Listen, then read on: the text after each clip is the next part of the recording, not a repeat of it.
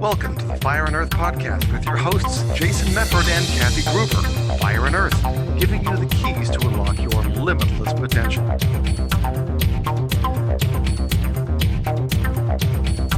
Welcome to another episode of the Fire and Earth podcast. I'm your co-host, Jason Mefford. And I am Kathy Gruber, and I am so excited to introduce our very mysterious guest today, Terri Coffee McDuffie. Woohoo! Hey, Terri. Welcome aboard, Terri. So I have known Terri for many years. I have taken her self-defense classes. She works a lot with women and girls and children, men alike. But I thought it would be really exciting to have Terri on to talk about ways to stay safe. Now, we talk on the show about unlocking your potential. And I think this is a great addition because, you know, if we're walking around feeling unsafe or if we find ourselves in a scary physical situation, we want to know how to deal with ourselves. So I'm really excited to have Terri on board. So Terri, why don't you tell us a little bit about you, a little bit about your background, how you started doing what you do? Thank you, Kathy and Jason. I've been doing martial arts for 36 years. And how is that you're 29? She was a child prodigy. She's a child prodigy. Thank you. Yeah, I started when I was one, and really, I did start in my 20s. But I've been doing self-defense for teaching women in self-defense for over 30 years.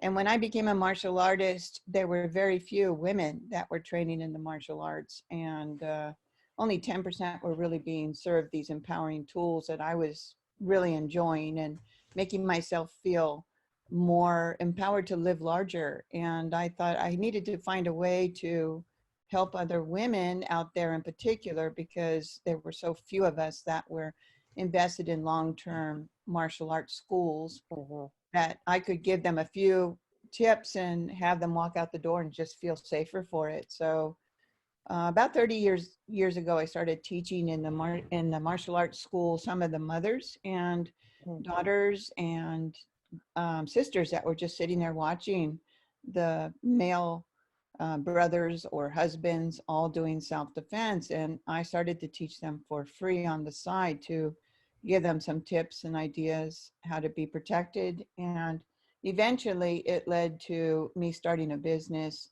Santa Barbara Women's Self-Defense, 12 years ago, where I'm running groups and private lessons, moms and daughters, power up and wind downs with women and wine, and going out to colleges and serving the sororities out there, and just starting to invest in the community to bring more empowerment to all of our Santa Barbara community members that are more left out of the picture, in particular women and young girls. And I think this is such an important thing because so many women don't think about this. We walk around in a state of somewhat hesitancy and fear a lot of the time. And I remember having a conversation with a client of mine, a male client, big guy, very misogynistic. And this was one of those times when yet another sexual accusation came out about pick a celebrity or pick a president. And he said, I just don't understand why these women don't come forward and da-da-da. And I said, please understand. I said, you're a big guy. I said, you have no idea what it's like to walk around wondering if every guy that walks towards you is going to be a threat. I said, you guys are bigger than us. You're typically stronger than us. You're often faster than us. You can easily overpower us. And then he looks at me and he goes, and I have a gun. Like, right. Yeah, don't make it. You feel so much safer. I said, but you actually really have no idea what it's like to walk around feeling vulnerable. And what I appreciate about you, Terri, is, and like I said, I've done your one of your classes. You did that for my birthday party one year. I appreciate how you specifically empowered the women and said, you can do this, and you showed really usable tips to do that. So I so appreciate what you're doing. You're helping keep an entire population safe, and empowered, which I appreciate. Thank you so much. Yeah, when I was a child, I was in a domestic violence situation with my father being the aggressor, physically and mentally and emotionally to all of us. And we had sisters, I had two sisters and my mom. So it was all girl environment. And we felt very controlled, subjugated, and isolated. It was very scary growing up that way. And I thought when I could find a way to see the light and feel powerful, I would share it with others. And I thought that at a very young age because it felt so oppressive. And I could only just imagine other people who were in far worse situations, in particular, young women and girls and mothers and grandmas and all the people in our family members who stay so strong and stoic and don't complain about these things and continue persevering and be the warriors that we are. But at the same time, we have all this scar tissue inside from all this abuse or control or people exerting their dominance on us, and it makes us a lot smaller. Yeah. Well, and that's why I think it was, because again, the purpose of our podcast is kind of help people unlock their potential, right? And so again, some people might be looking at this like self-defense. Why are we talking about that, right? But we've talked a lot about fear and about things that are holding people back, right? And so again, if some of that fear is in fear of, being controlled, being subjugated, a physical safety issue, to me, it seems like, again, Santa Barbara Women's Self-Defense, right? That's a great title too, but it's almost, to me, kind of like you're giving them self-confidence as well as self-defense, right? Because in helping them to kind of release some of that fear, because they know they can take care of themselves if they get into a situation. Right. So, I mean, how are some of the ways, obviously, in self-defense, you're teaching people moves and other stuff like that. But again, I know martial arts, a lot of it is about mindset as well. So maybe kind of help share with us how you help women with this, both in the skills, but also maybe some of the mindset stuff. The strange thing about all of this self-defense stuff is that it's far more mental than physical. And it involves far more than the punch and the kick that you'll end up learning. It's much more about developing the confidence and sense of been there, done that type moment, and feeling that you're capable and that you can do. So I usually spend about an hour in a 2-hour workshop breaking down the barriers that we put up emotionally to keep ourselves from hurting other people's feelings, making sure they're all safe before ourselves.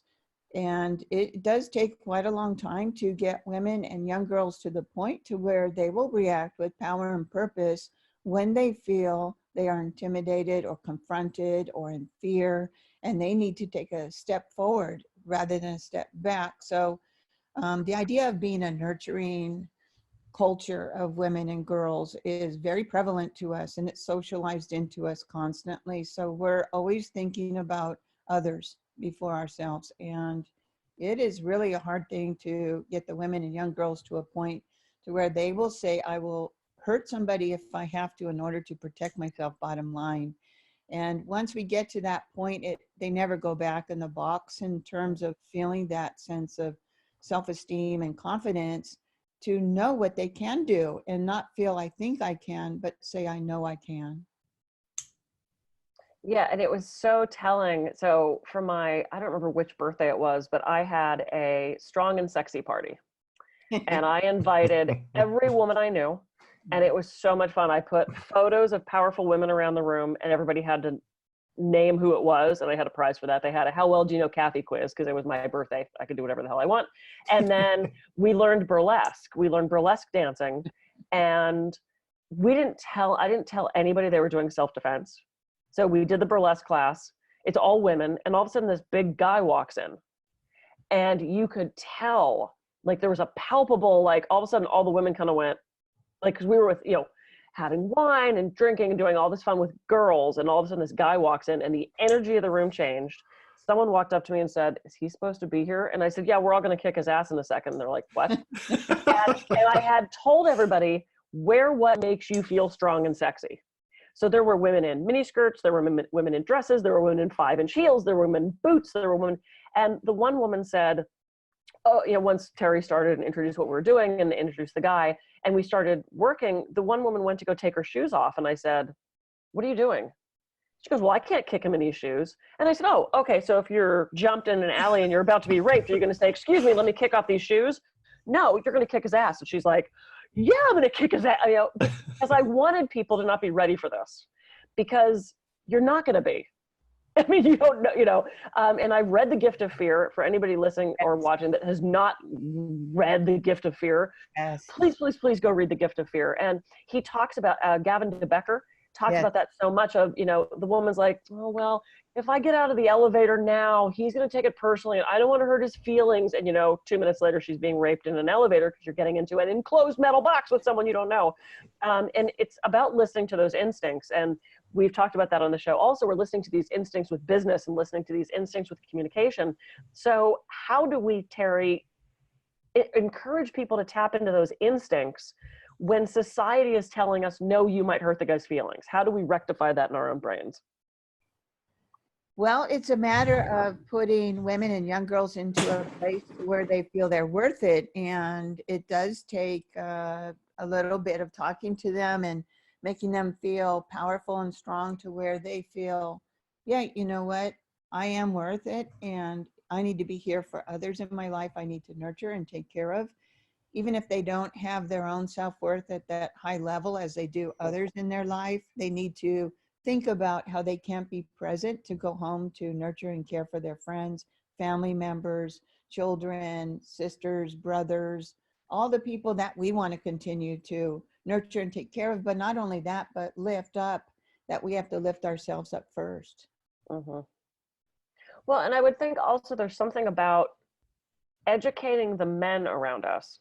Because if I get into an elevator with a guy and I feel uncomfortable, even if he was not going to do anything, I would hope that the guy would have the mindset to go, oh, she's a single woman, I'm a single man, she was uncomfortable. You know, I would hope their feelings wouldn't be hurt, because I think we're at a place in the society, especially with what's gone on with the Me Too movement and everything, that a lot of men now get the, oh, maybe she was scared of me thing. I mean, I don't know. I mean, how do we educate the men in this circumstance, Jason? How do we educate the men in this too? I mean, you're a middle-aged white guy. Yeah, I am, right? And well, it's funny because, you know, you're using the example of the elevator, and I've been all over the world, million miles on my poor old body, kind of a deal, right?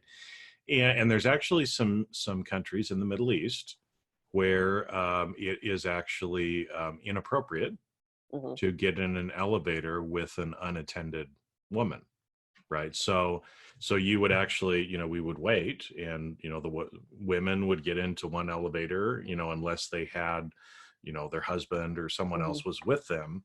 You wouldn't get into the elevator. You would actually, you knew that was what you actually did.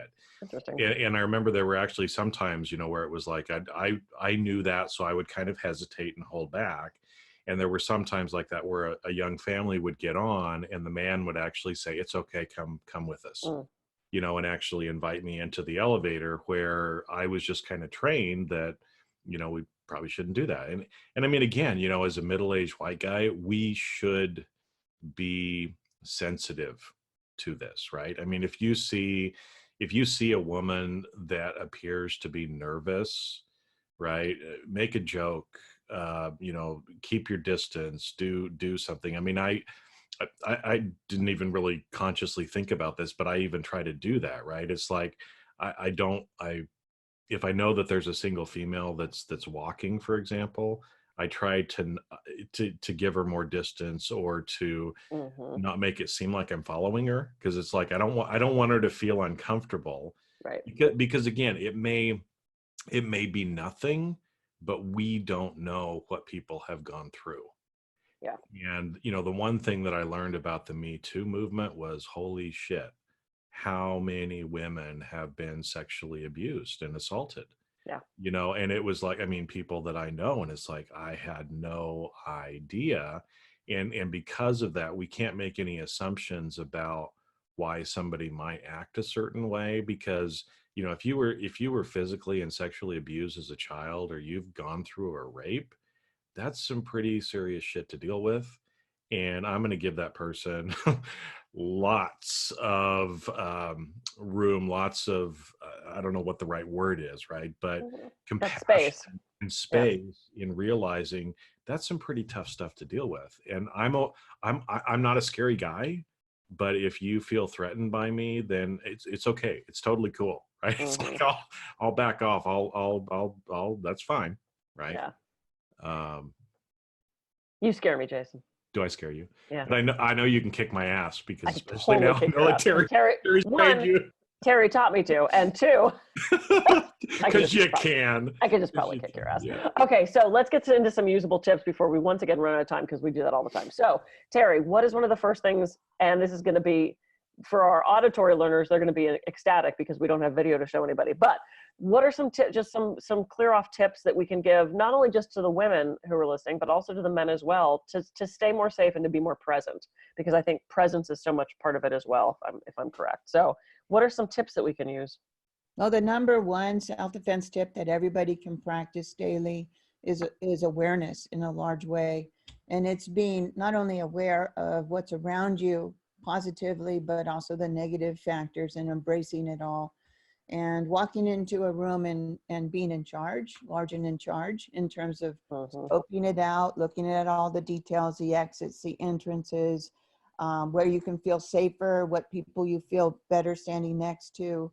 It's going to be how your body posture is showing its strength and power.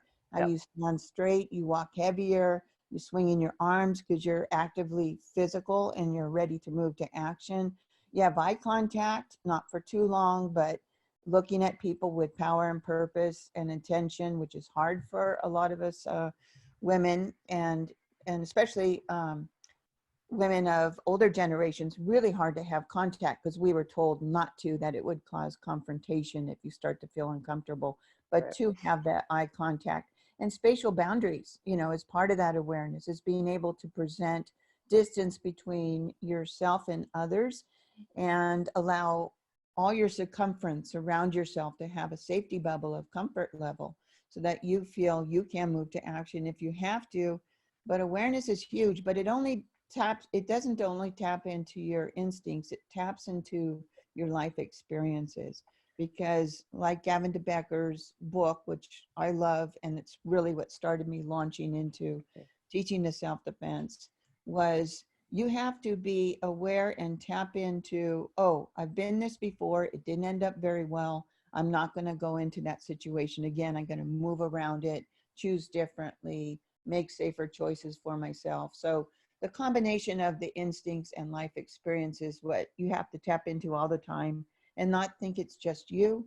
You're the one feeling uncomfortable, you're being strange, you're the one that's hypersensitive, is to think, no, there's a reason this is making me feel uncomfortable, unsafe, and then move to a place you do feel safer. And if that's moving towards people, waving at people down the block that you don't know, so that you can act, there's more than one person around you that's keeping their eyes on you when it's not true. Walking into stores when you start to feel uncomfortable, instead of just continuing down the block.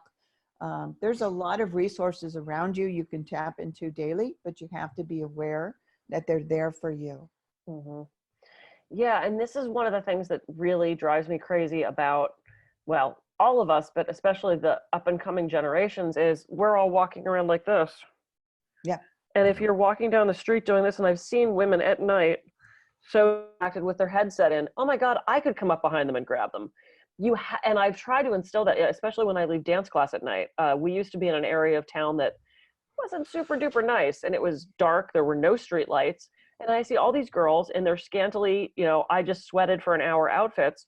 They're walking to their cars. They're not aware of where they are. Whereas I put my phone down, I had my water bottle. Sometimes if I had to park far away, I would bring my flashlight/taser, because I'm like, I don't know who's out there, and I said to so many women, why don't you be present as you walk to your car? And once you're in your car, then you can play with your phone.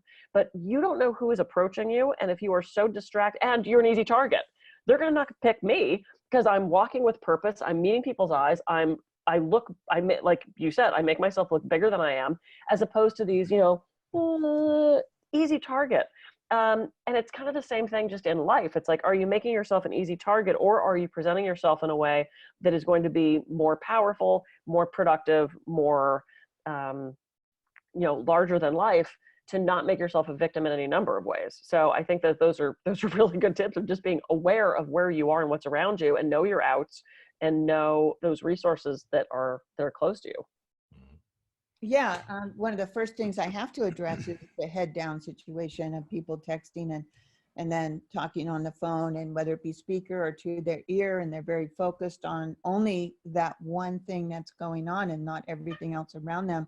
Yeah. You know, keep your conversations short. Go to your social places where there's more people, so that you can sit there and feel safer as you're engaging in a long conversation.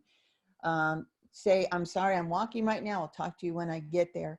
And when you're texting, you know, keep your head up and maybe do one little letter at a time, and then head back up, much like a prairie dog, you know, as you're walking around. Yeah, that's the kind of the visual that I want to present to them, is how aware, you know, animals are all the time of Yes. things around them. Even if their head is down, busy eating something, you know, they pop up and their eyes are looking all around. Their bodies and minds are ready to move to action. So just people keeping themselves in the moment and being present, much like when we, and it's funny you said, talked about the car, is when you get in your car, your awareness is heightened. Of course it has to be. You're driving yourself from point A to point B. You're looking to see who's around you and who might walk in front of your car, and how you need to stop quickly, or the boundaries between yourself and others as you drive, if they're swerving in or behind you too close. Why do you get out of your car and lose that awareness? Drive yourself, your body, to your destinations with that same heightened awareness. We embrace that as something we just need to do, and it's natural in a car. Take that with you as you get out of your car and walk into your places of where you want to enjoy for the day, or walk down the street. Yeah, that's great. Jason, thoughts right now? Well, yeah, I love that you brought up the prairie dog example for a couple of reasons. We have a little inside joke about talking about animals on the podcast. So thank you. We've not had a prairie dog yet. So we haven't talked about prairie dogs yet. But I think that's a great visual, because like you said, I mean, they're a little skittish animals, but they're not, you see exactly like what you said, right? They're doing whatever. They're kind of, you know, sitting around, they're just kind of looking, they're doing what they're doing, and they just kind of look around. And if they sense danger, then they take some action, right? And again, I think, and this is what I'm kind of hearing, you know, throughout, is if you're feeling these things, then be more heightened, right? If you're feeling that, God, that guy's kind of creepy, or I'm getting like this weird vibe, well, there's probably a reason. The guy's probably giving off a weird vibe. So, you know, again, try to distance yourself, try to, you know, be more aware of what's actually going on. And, you know, I know we've been talking about women, but this has actually happened to me a few times in my life, right? Where you end up in a part of town that, you know, maybe you turn the corner the wrong way in a couple of cities, and all of a sudden you're like, holy shit, what's going on here, right? So this even applies to guys. But as we were talking too, because I think it's, you know, we're trying to give people tips, but one of the things that I just heard too is, you know, it's like, if you're trying to learn how to swim, you can read all the books you want about how to swim, how to do the different strokes, but the only way you actually learn to swim is actually doing it. Right. And so again, I think even, you know, I'm glad that, you know, Terri, you're there, and that other people are there, because really these are things that you actually have to practice. Yep. Just like swimming. But I like this whole idea too of how self-defense can actually improve your self-confidence, right? Along the way. So, you know, maybe talk about that a little bit, about how, you know, actually practicing and doing some of these things, whether it's going to classes, you know, which should be kind of an obvious, but are there even some other things, you know, that you can do and kind of practice on your own as well, to help us just be more aware and more safe? Well, beyond the awareness, which is huge, one of the things everybody can do without taking any classes from me or reading any books, as you say, is just to present the spatial boundaries with your arms. Palms out, hands up, palms out always means back off, never means come to me. And when you're starting to feel uncomfortable around people, could be social setting, could be one-on-one, then you want to take your arms and either fold them at your waist or just have them hang out at your waist level so that you can move to immediate action, and you can block, you can strike, you can distance yourself, you can push. There's so many things you're engaged to do because